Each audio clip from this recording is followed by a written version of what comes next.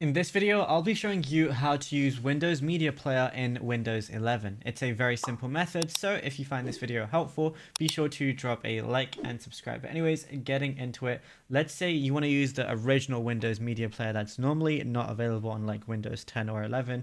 What you basically just want to do is go to your search bar, type in Windows Features. And then when you're typing in features, you're going to see turn Windows features on or off.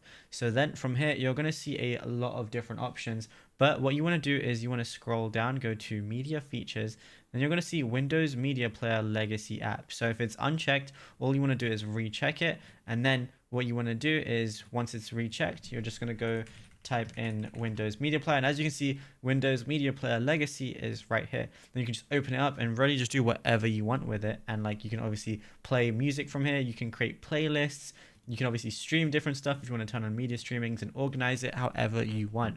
But it's as simple as that. Now, if you found this video helpful, be sure to drop a like and subscribe, and also let us know in the comments what more tutorials you want from this channel in the future.